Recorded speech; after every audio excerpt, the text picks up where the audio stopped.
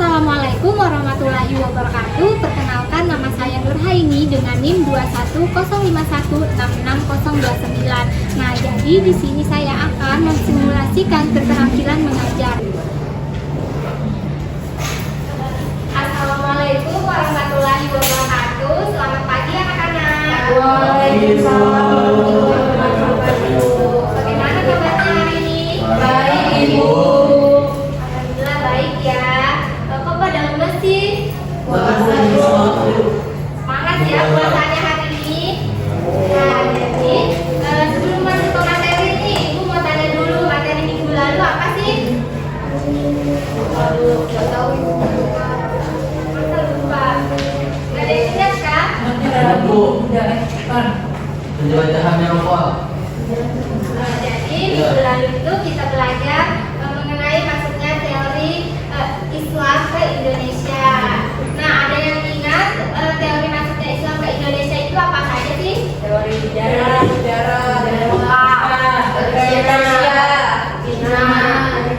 Ya, benar ya. Nah, jadi teori-teori masuknya Islam ke Indonesia itu ada teori Gujarat, teori Persia, teori Mekah, dan teori Cina. Nah, karena minggu lalu kita sudah belajar mengenai teori masuknya Islam ke Indonesia, jadi pada hari ini Ibu akan menjelaskan materi mengenai teori masuknya Hindu Buddha ke Indonesia.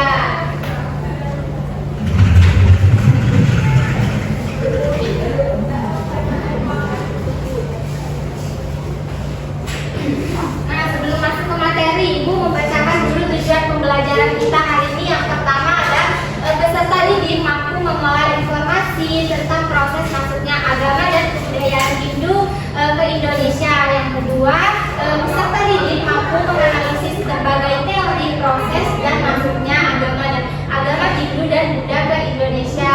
Nah, jadi selanjutnya Ibu akan menayangkan video pembelajaran pada materi hari ini. Tolong kalian simak baik-baik ya. Ya, Bu.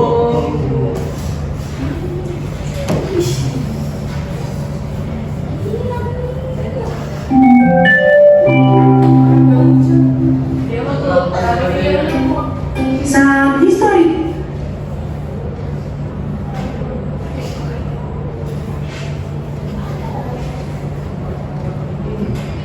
Bentar ya, Ya, Ibu.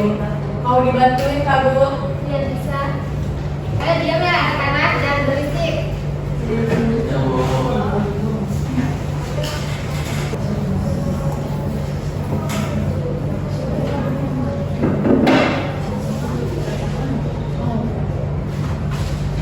Makasih ya Nadira. Ibu. Nah, tolong kalian simak baik-baik videonya ya. Nanti Ibu tanya setelah ini. Kali ini kita akan membahas mengenai proses masuknya kebudayaan Hindu-Buddha ke Nusantara. Kebudayaan India tidak hanya mempengaruhi cara beribadah masyarakat Nusantara, tetapi juga memberikan beberapa peninggalan lain. Misalnya, kerajaan yang pernah berkuasa, tempat keagamaan, prasasti, cara hidup, dan masih banyak lagi. Namun, tahukah Anda mengenai bagaimana proses masuknya kebudayaan India ke Nusantara? Menurut para ahli sejarah, cara masuk dan proses penyebaran kebudayaan Hindu-Buddha di Indonesia ada 5 teori, yaitu yang pertama, teori Brahmana. Teori ini dikemukakan oleh Panzer. Ia mengemukakan bahwa para kaum Brahmana diundang datang ke Nusantara karena ketertarikan raja-raja yang berkuasa dengan ajaran agama Hindu dan Buddha. Sehingga raja-raja tersebut mendatangkan para kaum Brahmana untuk mengajarkan agama tersebut untuk raja dan rakyatnya. 2. Teori Vaishya dikemukakan oleh A.J. Fromm yang menyebutkan bahwa para pedagang yang beragama Hindu dan Buddha lah penyebar utama agama tersebut di Nusantara. Karena perdagangan pada zaman dahulu menggunakan jalur laut dan bergantung pada angin, ketika para pedagang ini menetap di Nusantara, mereka memperkenalkan agama dan kepercayaannya kepada masyarakat. Ketiga, teori kesatria. Pada zaman masuknya Hindu-Buddha ke Nusantara, di daratan India dan Cina sedang berlangsung perang saudara.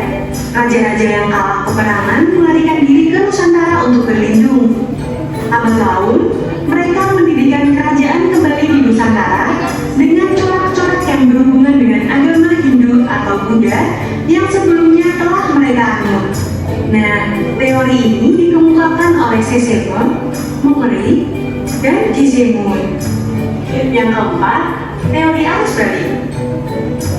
Menurut F.T. Kalkos, berdasarkan prasasti Nalanda, terdapat keterangan bahwa Balaputra Dewa atau Raja Sriwijaya telah meminta kepada Raja di India untuk membangun wihara di Nalanda sebagai tempat untuk menimba ilmu para tokoh dari Sriwijaya. Permintaan Raja Sriwijaya itu ternyata dikabulkan.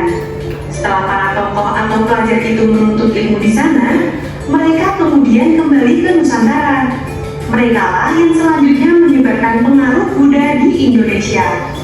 Yang kelima, teori Sudra. Para Buddha dari India dan Cina datang ke Nusantara karena dibawa oleh pemiliknya atau karena mencari kehidupan yang lebih baik. Pada saat mereka menetap di Nusantara, mereka berasimilasi dan berakulturasi dengan penduduk sekitar. Hal tersebut membawa perubahan pada penduduk yang pada awalnya memeluk animisme dan dinamisme berganti memeluk agama Hindu atau Buddha. Teori ini dikemukakan oleh Van Faber. Nah, karena kalian sudah menonton videonya dan sudah menyimak videonya, apakah ada yang ingin menyimpulkan tentang video tadi? Kalau tidak ada, ditunjuk ya.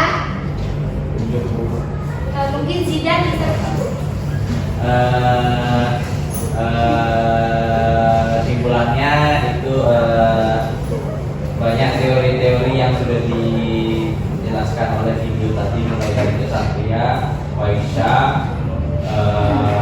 Brahmana dan juga Sudra, dan keempatnya memiliki kelebihan dan kekurangannya masing-masing. Dan juga kalau menurut saya yang paling kuat itu dari teori Waisya, karena teori Waisya itu karena pedagang ini itu memang datang ke Indonesia dan juga ada buktinya. Itu saja sih, Bu. Ya, terima kasih ya Zidan jawabannya. Tepuk tangan dong teman-temannya. Ada lagi yang ingin menyimpulkan? Oke, kalau tidak ada lagi, Ibu jelaskan sedikit ya.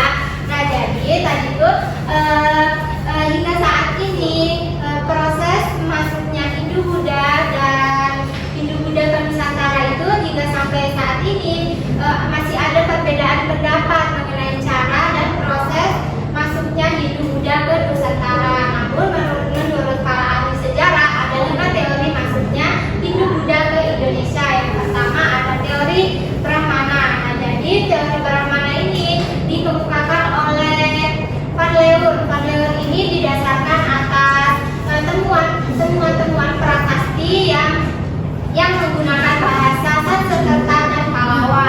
Nah, yang kedua ada teori Waisya.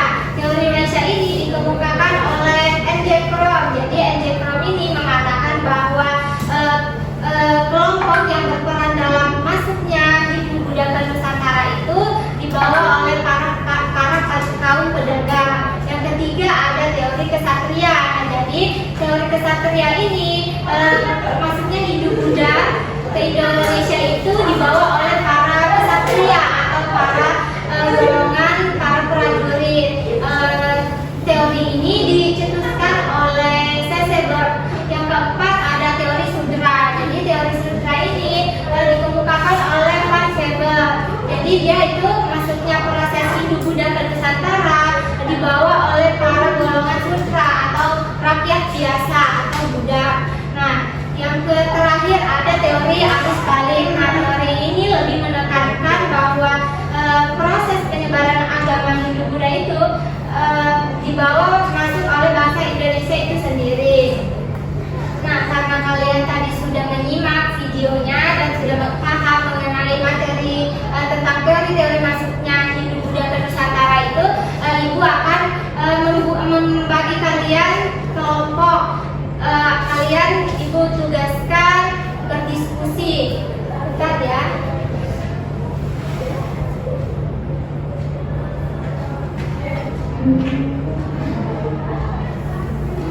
Nah,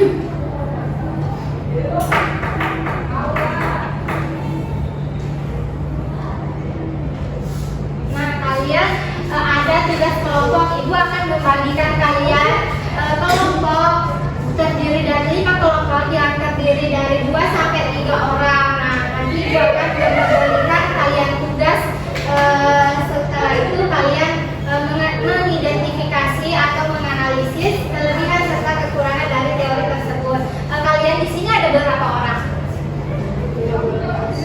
12 orang. Jadi cukup ya kalau dibagi 2 sampai 3 orang. Ibu yang bagi atau kalian yang bagi? Oke, kalau gitu kita berhitung saja ya dari ujung kiri ibu. Mungkin bisa 1, 2, 3, 4, 1, 5,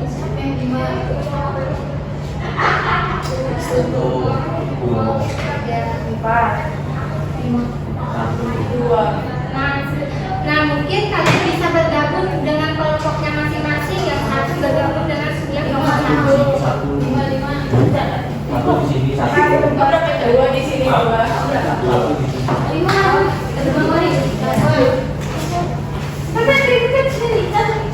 Mor, 1 Mor, sini Mor. Kiri dan saya 2 nggak salah ya. Ya. Kita lihat sana.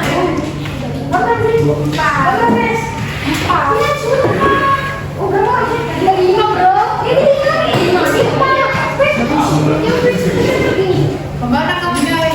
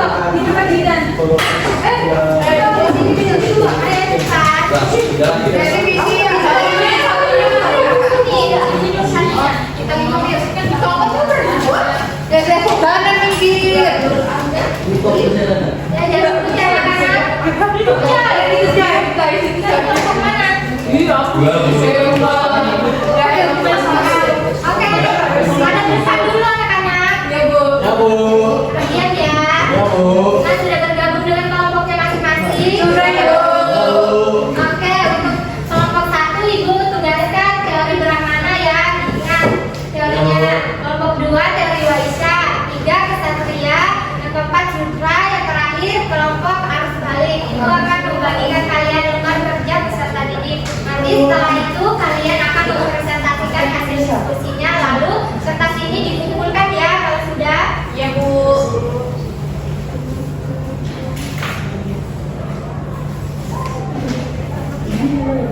Ya bismi Allah.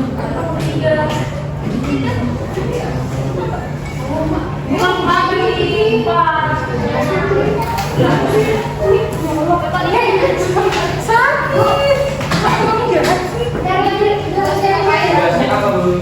Tugasnya yaitu mengidentifikasi atau menganalisis kekurangan serta kelebihan dari teori yang kalian dapat tadi.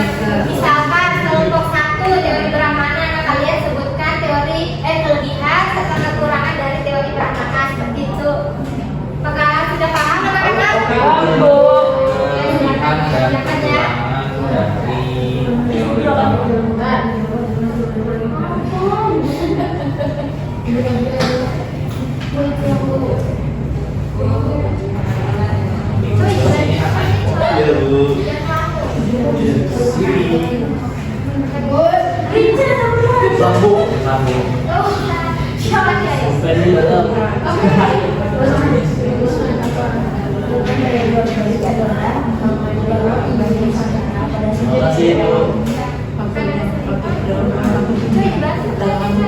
Satu HP aja ya. Oh iya Bu, ya Bu.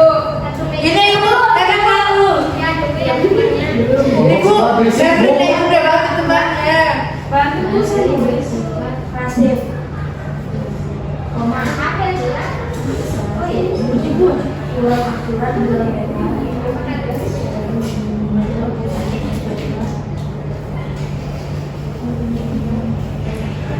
Ibu gak beliau udah bantu kemarin belajar ada yang Helin, resep Bu. Jangan ribut ya. Ya Bu, hari Nanti itu. ibu pukul kalau Ya apa yang Banyak sumber daya alam Indonesia. Banyaknya sumber daya alam di Indonesia.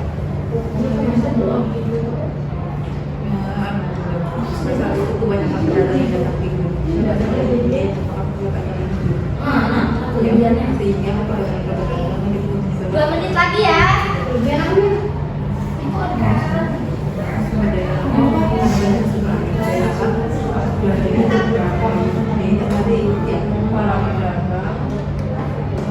Woi, dari India,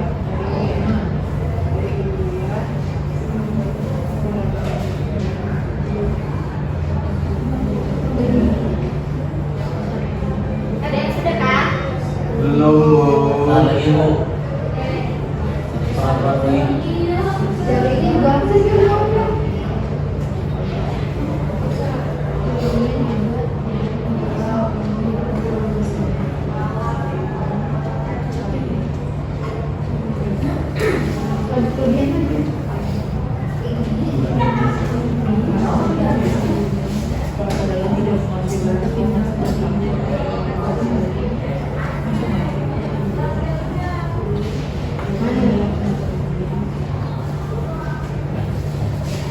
Udah Bu, Bu, Sudah kan? udah Bu.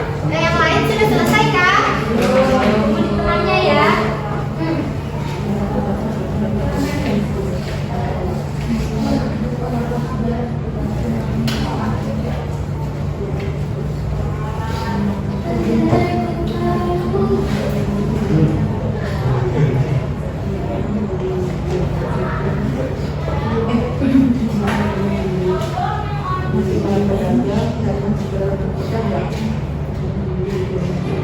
Oke, 1 menit lagi.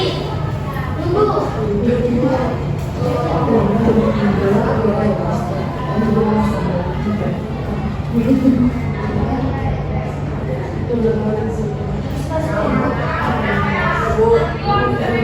Sudah kah? Sudah semua? Sudah. Masih ada yang belum? Temannya ya. Udah Bu. Udah? Kelompok yang Fitriani belum?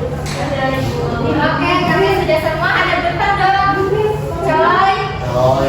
coy itu gurunya ya coy. Oke, karena kalian sudah selesai, maka kalian akan mempresentasikan hasil musyawarah dan 1 orang maju tiap kelompok ya.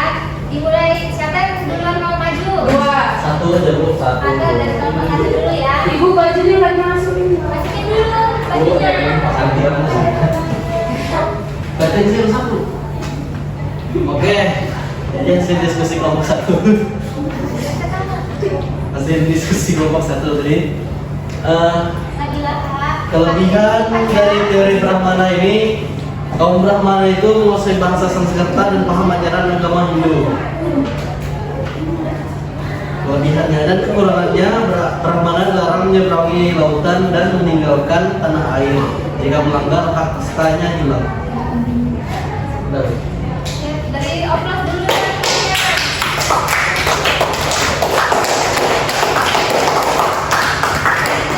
Dua.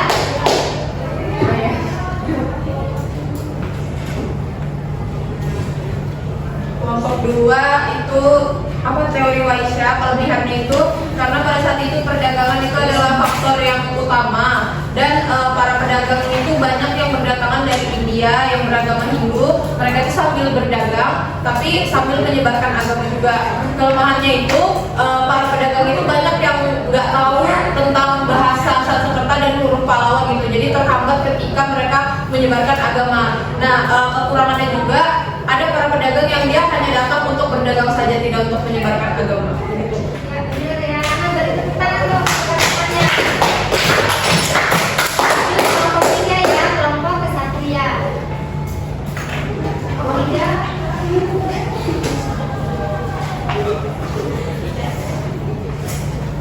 Jadi kelebihannya dari teori kesatria yaitu semangat berpetualang dan penaklukan, kemudian ada keterlibatan dalam konflik, bukti prasasti, naskah kuno. Kemudian kekurangannya yaitu kurangnya bukti tertulis, tidak mampu berbahasa Sanskerta dan berkawawa. Kemudian yang terakhir ketidakjelasan bukti tertulis. Itu aja dari kelompok pesantren. Oke, terima kasih. Selanjutnya kelompok 4. Kelompok kami membahas teori sudra. Pendidikannya pasca sudra tidak sepenuhnya paham dengan agama Hindu, kemudian antara belakang kemudian secara tinggi karena orang sudra ini merupakan kasta yang rendah. Untuk kelebihan, mereka pindah dari Injil ke negara lain dengan memperbaiki hidup. Para kebaikan yang mereka itu adalah guru dan sudra. Kemudian kecuali agama Hindu, teori sudra ini juga berpendapat bahwa golongan sudra ini berjasa dalam penyebaran agama Hindu karena orang sudra ini melakukan pengabdian yang lokal. Oke, benar ya. Nah, tepuk tangan lagi dong. Yang terakhir kelompok 5, silakan.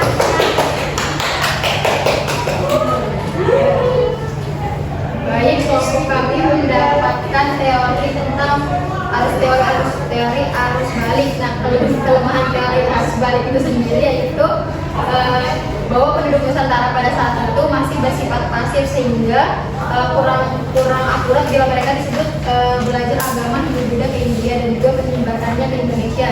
Kemudian teori arus balik ini juga tidak dapat menjelaskan bagaimana peranan orang asing. Kemudian kelebihan teori arus balik yaitu menganggap bahwa proses masuknya pengaruh budaya ke India ke Indonesia terjadi karena peran aktif yang dilakukan oleh bangsa sendiri. Kemudian ditemukannya prasasti Nalanda di India. Itu tadi Ibu.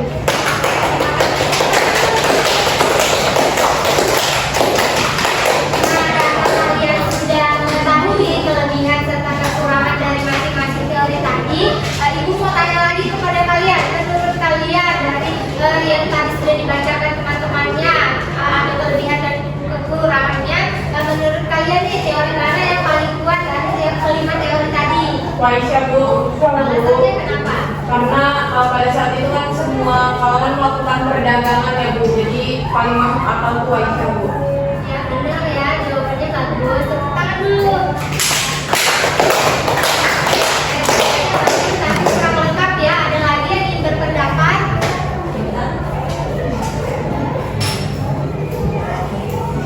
Lagi?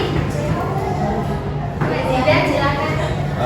Menurut saya yang paling kuat itu sama seperti Lila, yaitu teori Waisya, karena orang-orang Waisya atau pedagang ini yaitu sudah melakukan perdagangan ke Nusantara dan juga sudah banyak buktinya bahwa ada pedagang India yang melakukan kontak dengan orang Nusantara dan juga mereka ini tidak terlalu kasta mereka tidak terlalu rendah, jadi mereka bisa memahami sedikit lah tentang agama kita.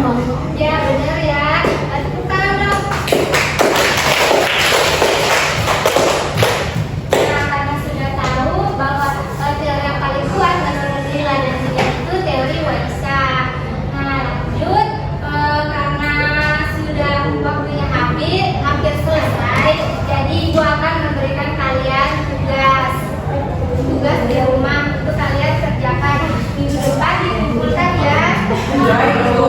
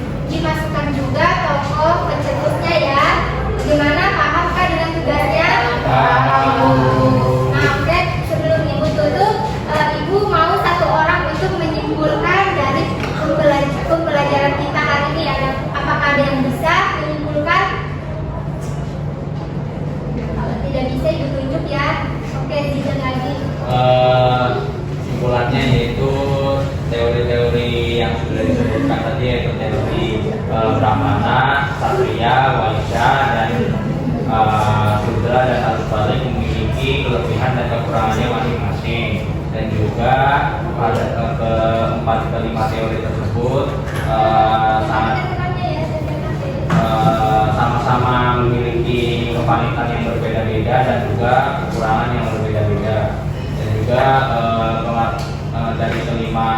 dari kelima kasta tersebut memang mereka itu menyebarkan agama Hindu Buddha karena mereka tahu bahwa mereka itu kalau menyebarkan agama Hindu Buddha mereka akan mendapatkan kebaikan. Itu saja, Ibu. Oke, tangan dong. Nah, karena waktunya hampir selesai, jadi Ibu tutup pertemuan kita pada siang hari ini. Kurang lebihnya mohon maaf. Wassalamualaikum warahmatullahi wabarakatuh. Waalaikumsalam warahmatullahi wabarakatuh. Nah, itu tadi video mengenai keterampilan mengajar. Kurang lebihnya mohon maaf. Wassalamualaikum warahmatullahi